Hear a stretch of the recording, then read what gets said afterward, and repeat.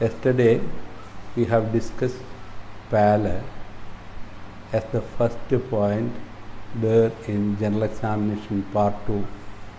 Today we are going to discuss at another point the congestion. Pallor, congestion, cyanosis and icterus are showing the color changes on physical examination, and this is the reason why we are selecting this topic first. About the congestion, the topic I am going to discuss under these points. First, the definition, second, the causes, third one, the method of examination, fourth one, the common signs, fifth one, difficulties, sixth one, symptoms, seventh one, red flags, and finally the confirmation. First, about the definition. Congestion is the undue redness of skin and mucous membrane due to more blood in the capillary bed where you are seeing the redness. When it is present throughout the body, it is suggestive of polycythemia. That is, undue generalized congestion is a cardinal sign of polycythemia. Causes of polycythemia. First, we have to consider the physiological condition. In newborn, the hemoglobin value will be very high, and therefore, this is known to produce congestion even physiologically. Also, a person living high altitude, they will have normal high hemoglobin, and therefore they may show congestion. The commonest cause of congestion in 90% of cases are the secondary polycythemia, and 10% is constituted by the primary polycythemia. And this picture is showing the stretched out palm of a newborn, showing redness, and this redness may be physiological. Secondary polycythemia, first we have to consider the respiratory causes like COPD, obstructive sleep apnea, carcinoma of the bronchus, recurrent pulmonary embolism. Cardiac causes are congenital cyanotic heart disease, best example tetralogy of Fallot, and at another one Eisenmenger syndrome. Third important cause we have to consider for secondary polycythemia is adult polycystic kidney disease, and fourth one, Cushing syndrome, patient may look red. And fifth point, the minor causes of secondary polycythemia are hepatoma, renal cell carcinoma, fibroid uterus, pheochromocytoma, AV malformation anywhere there in the body. Now, the 10% of polycythemia is due to primary polycythemia. Even the primary polycythemia are acquired and congenital. But the most important one is the acquired primary polycythemia, and they are the myeloproliferative disorders. The myeloproliferative disorders are 4 in number. They are polycythemia rubra vera, chronic myeloid leukemia, essential thrombocytosis, myelofibrosis. Cause for primary polycythemia, a defect there in the germ line in the synthesis of hemoglobin.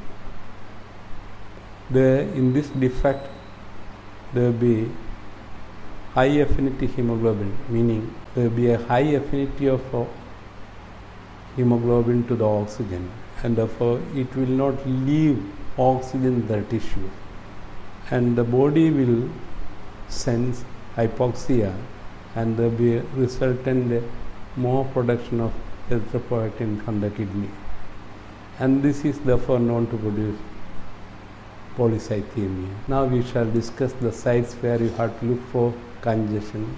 As in the case of pallor, we have to search for congestion there in the lower palpebral conjunctiva, tip and sides of tongue, palm and nails, lips and skin elsewhere there in the body. First, the physical examination method, we see the examination should be carried out under natural light, and by using both thumbs we have to retract both the lower eyelid gently and check the color of the conjunctiva in the lower pupil. Check the color of the conjunctiva as shown there in the slide, and look for undue redness there in the other sides of the body as well. As in the case of pallor, again we have to see the color there in the palms, and you have to compare the color with your own palm and decide whether the patient is having congestion or not. At another reliable site to make out that congestion is the tip and sides of the tongue. And commonly in polycythemia, in addition to redness, there will be cyanosis too.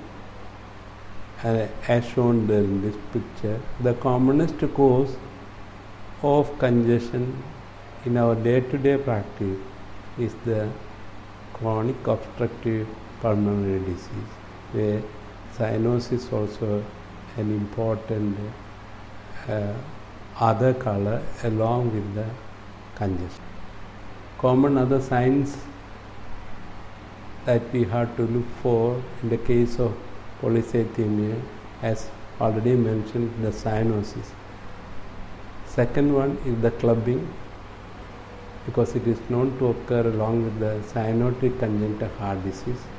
Edema, because polycythemia is known to produce heart failure, and when there is unilateral edema, look for, suspect for deep vein thrombosis. When there is a lymph node enlargement, especially the cervical lymph node enlargement, always search for evidences of carcinoma bronchus. When you are seeing varicose vein along with this congestion, you have to consider the possibility of IVC obstruction, and the cause for congestion in that setting is the repeated pulmonary embolism. The patient in congestion, quite often you can see dyspnea. This is because of the hyperviscosity and associated coronary artery disease and heart failure. Where hypertension, when it is seen along with the congestion, always consider the possibility of primary polycythemia, and it is also known to occur along with adult polycystic kidney disease also. And we shall now discuss what are the common symptoms that is known to come along with the congestion. There are the dyspnea, the reason already discussed, the headache, it is common in primary polycythemia, pruritus, especially aquagenic pruritus is very common with the polycythemia rubra vera. Joint pain, again primary polycythemia because of increased cell turnover resulting in hyperuricemia.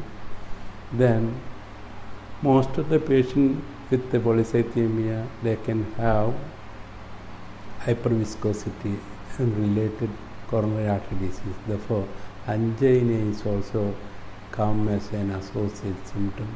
Blurring of vision is also again due to thick blood and resulting in hyperviscosity and sluggish blood flow through the retinal artery or cerebral circulation. Confusion and neurological symptoms are again due to cerebral ischemia. We have to consider what are the difficulties quite often we may come across along with the congestion. First one, when there is dehydration, as in the case of burns or severe diarrhea, there will be decreased amount of plasma, and this is known to produce relative erythrocytosis, or what is called relative polycythemia. But correction of the dehydration is known to produce normalization of the hemoglobin there in the blood. At another one, alcoholic patient, they will have red face, especially red face. Therefore, in alcoholic, it is very difficult to say whether there is congestion or not. And when the person is having, say, exanthematous rash along with fever, the skin may appear as red, diffusively red, and difficult to say whether the patient is having congestion in that setting. When the patient is having undue pigmentation of the mucous membrane, tongue or the skin, very difficult to detect the congestion. In dark individual, again, see, we need not emphasize the point, it is difficult to detect congestion in this setting also. This picture is showing congestion everywhere in the body, but this is due to a exanthematous rash and also congestion of the conjunctiva due to measles. And this patient, this is betel nut chewing is producing the reddish appearance of the tongue, and difficult to decide whether the patient is having congestion or not. Of course, when you are examining the rest of the body part, we can see, we can be sure that the patient is having congestion or not. And this picture is the congestion in alcohol. Here you are seeing congestion, and it is due to telangiectasia, and this is what is called Pappenheim sign of alcoholism, and therefore it is one of the differential diagnosis of congestion. And in Cushing syndrome, there will be thinning of the skin as well as increased hemoglobin level, and there will be undue redness there in the face.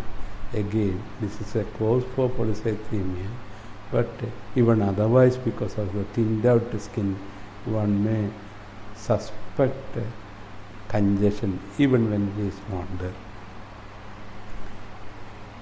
Now we shall discuss some of the red flags.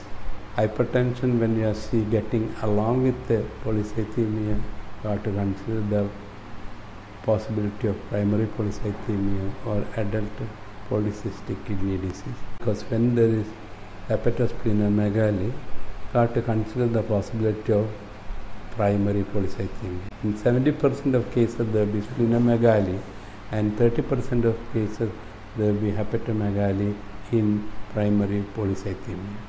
Hemoptysis can be there sometimes as a important symptom. And when the patient is having hemoptysis, you have to consider the possibility of pulmonary hypertension and pulmonary embolism. Blurring of vision we have already mentioned. And the pain in the limb also you have to consider. Some of the patient may come with the pain in the limb along with the congestion, can be due to venous engorgement, deep vein thrombosis. Rarely it can be due to arterial ischemia too. Neurological deficit already we have discussed, and the hiccup, hiccup also can occur along with the congestion, because in adult polycystic kidney disease, even when they are having renal failure, they may not show much pallor, but instead of that they will get the congestion and hiccup together. Confirmation of the congestion is the establishment of polycythemia. This is by doing hemoglobin estimation. Different textbooks are giving different values according to the latest Davidson.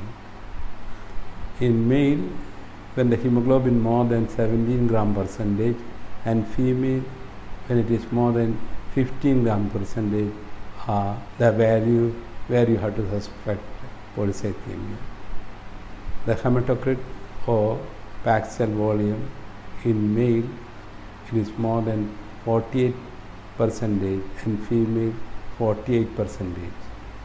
The RBC mass, when it is above 25% mean normal predicted value, that is also a point in favor of polycythemia.